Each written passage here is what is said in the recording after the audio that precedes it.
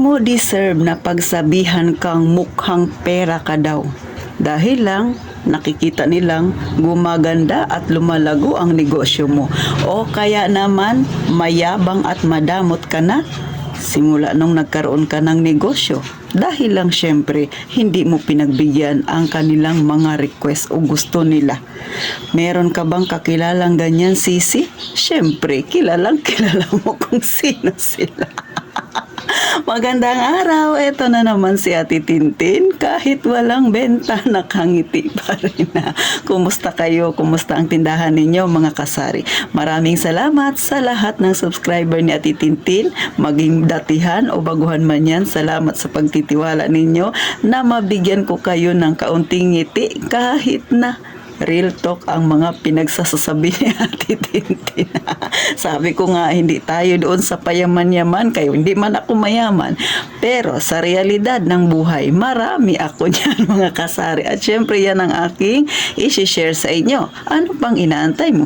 Mag-iwan ka ng bakas. I-like mo ang video na ito. At kung bago ka sa aking channel, mag-subscribe ka na, Sisi. Please, huwag ka nang mahiya. So tayo nang chismisan. Alam niyo mga kasari, sa totoo lang, no? Ito personal experience ko to. Nung nagtatrabaho pa ako, marami rin akong kaibigan, mga katrabaho, mga nakakakilala sa akin. Siyempre, gwardiya ako, marami talaga nakakakilala sa akin, no? Mga kasari, kasi sa entrance ako laging nilalagay. Pero, nung nagtindahan na ako, yung mga kaibigan ko, unti-unti silang nangawala. May naiwan naman, marami naman ang naiwan, pero marami rin ang nawala. Bakit? Wala na silang pakinabang sa akin.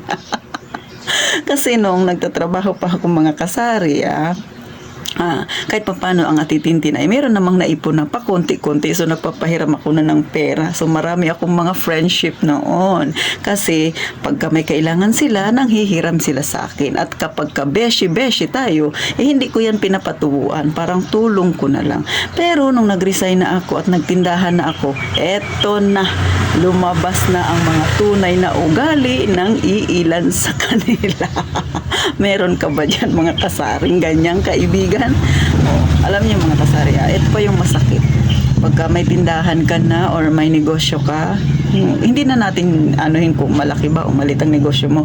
Basta pagka mayroon kang negosyo, lalo na tindahan, tingin ka agad ng mga malalapit na kakilala mo, kaibigan mo, kapamilya mo, kapitbahay mo, na ikaw ay mapera. Sa totoo lang, mga kasari, yan ang tingin nila sa'yo. Hindi lang nila iniisip na ikaw, marami ka ring bayarin. Kagaya nila na maraming bayarin, ikaw ganun din. Wala namang pinagkaiba yun. Pero, pagka may negosyo ka, yan ang tingin nila. Ewan ko ba kung saan sila kumukuha ng ganyang pag-iisip na ikaw ay maraming pera. Ito realidad. Lalo na sa mga may tindahan dyan na kauumpisa pa lang, o kaya kung datihan ka. Siguro kung datihan ka, o kahit papano, nagkaroon ng pagbabago ang buhay mo, umaangat ng pakunti-kunti. Pero syempre, dahil sinipagan mo. Pero syempre, dahil nagtiyaga ka. Sa totoo lang ang pagtitindahan, tiyaga rin ang pinakapuhunan mo dyan. Tiyaga, tapos talaga namang gumigising ka ng madaling araw, pagod, hirap. Sabi nga nila, di ba, dugot pawis ang pinuhunan mo, hindi lang basta pera. Lalo na sa mga nagkaroon ng tindahan na nag-umpisa sa napakaliit na halaga. Tapos bago nila napalaki yung kanilang tindahan, marami din silang pinagdaanan. Pero itong mga tao na ito, lalo na yung mga kapamilya natin, na imbis na palakasin nila ang loob natin, imbis na i-cheer nila tayo, kaya mo yan, diba? Imbis na matuwa sila na ano yung nakikita nilang pagbabago sa ating buhay, ay hindi, minsan hihilahin ka nila pababa. Tapos gagawa ng kwento. Kaya simula nung nagkanegosyo ka, gumana na ang buhay mo, nagbago na rin daw ang ugali nating mga tindera, tayo mga may-ari ng tindahan. Ewan ko ba, ba't ganyan ang iniisip nila? Yung pinakamasaklap talaga, di ba, yung pag-iisipan kanila na marami kang pera.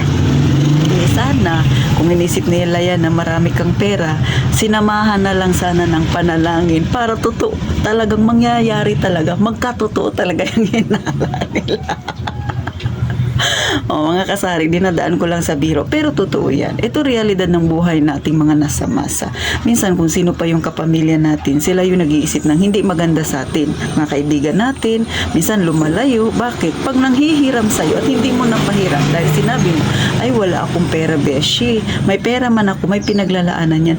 Abay, iba na ang tingin sa'yo. Madamot ka na at mayabang ka na. Nagbago ka na. Wala ka ng panahon daw sa kanila. Normal, hindi ka na magkakaroon ng panahon kasi nga yung pag-iisip, yung ginagawa, nagiging busy ka sa iyong negosyo. Alam nga naman, nagnegosyo ka, pabayaan mo, dyan ka kumukuha ng pagkain mo araw-araw.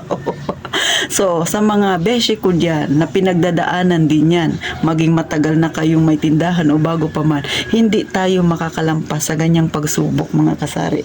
O, totoo yan. Minsan, kung sino pa yung iniisip natin na makakatuwang natin, kapamilya natin, minsan yun pa yung nangda-down sa atin. Pero, hayaan na lang natin. Mag-focus lang tayo kung ano yung naging goal natin nung nag-umpisa tayong nagkaroon ng tindahan or yung, kumbaga, yung pinangarap natin. Nandito na tayo sa pangarap natin, kaya wag mong hayaan na magkaroon ka ng kumbaga agam-agam na hindi mo makakaya kung ano pa yung darating na pagsubok, mga kasari. At kung nararanasan mo ang tumal sa iyong tindahan, gaya ng nararanasan ni Ate Tintin ngayon, chill lang, relax lang, mga kasari. Nandito si Ate Tintin para pasayahin kayo. Siyempre, mag-real talk tayo ukol sa ating tindahan. Kaya sa mga nahihirapan din dyan, minsan sa totoo lang, mahirap talaga yung pinagsasabay mo yung negosyo mo, tapos meron pang bumabagabag sa damdamin mo, yung mga nakakasalamuha mo, mga nakapaligid sa'yo, yung nagbibigay ng sentimiento sa puso mo, nagbibigay ng sama ng loob, ay hayaan mo yan, isantabi mo yan, mag-focus ka sa negosyo mo. Ang isipin mo, malalampasan mo rin yan, matatapos din yan, parang gabi lang yan, kinabukasan umaga na naman. So ganyan ang laging isipin para hindi ka ma-distract sa kung ano ang pangarap at goal mo sa buhay, mga kasari. So paano, hanggang dito na lang, mga kasari. Muli, sana maging mabiyaya ang buong maghapon natin hanggang gabi sa pagtitinda. Gaya nga ng palaging sinasabi natin, Tintin, mag-iingat tayong palagi, mga kasari.